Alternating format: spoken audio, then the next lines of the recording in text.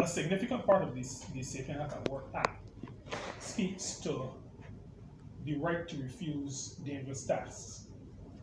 Now, this has been the bone of some contention for quite some time, because there is a level of vagueness, because a piece of legislation cannot go into minute detail. And so that has caused challenges both for workers and their representative unions, as well as employers. What are we talking about, and how does it work? And so yesterday, Cabinet considered the regulation for the right to refuse dangerous tasks. The reason why this was not done with the others last year was because when we were preparing it, we recognized that the principal act, the Safety and Health at Work Act, did not allow the minister to make this particular regulation, even though it is probably the largest bone of contention in the entire act. So we first had to get permission from Cabinet, and we had to go to Parliament, because we were amending the legislation, and Parliament agreed that they would allow the minister responsible for labour to make the regulation. And thereafter, the Chief Parliamentary Council worked on the regulation. And when that detail, maybe just taking the lead from Minister Abrams, because often we do things as a matter of course, assuming that everybody knows the processes. Now, the right to refuse dangerous tasks speaks to, and in the regulation itself, it defines some critical concepts, terms. Imminent danger, for example. Imminent danger means a situation where conditions or practices in a workplace present a danger which could reasonably be expected to cause immediate serious physical harm, a serious health hazard, and occupational disease or death. So we have here a definition that gives some detail, but we go further to specify what we mean, for example, by serious physical harm. Because these are the little things, the little foxes that spoil the vines. Serious physical harm means severe damage to a part of the body, whether or not reversible, to the extent that incapacity could result.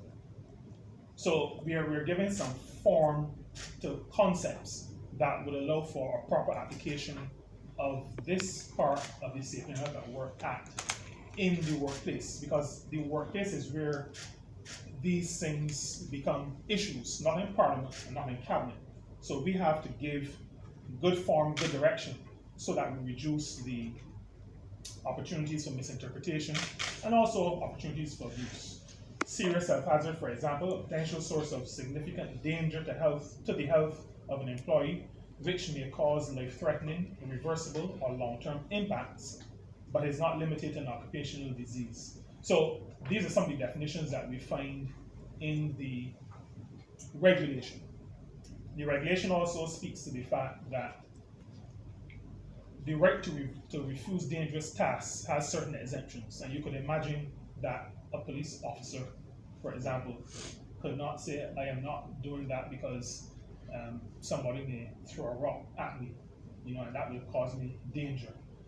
But also if you work in a hospital or clinic, any facility providing health care, if you're looking after the elderly, if you're looking after children, there are certain scenarios, situations where you have to put yourself in harm's way to protect those who are very much less able to do it for themselves.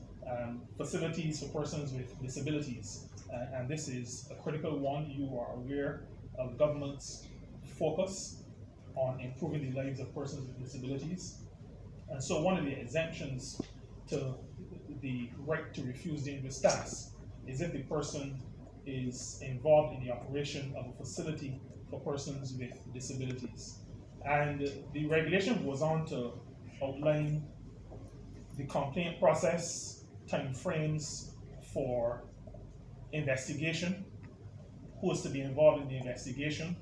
Investigations have to begin immediately on reports If it is not settled at what we call domestic level, at the company level, at the business level, the organization level, then it can go to the Chief Labour Officer, who within 2 working days starts a process.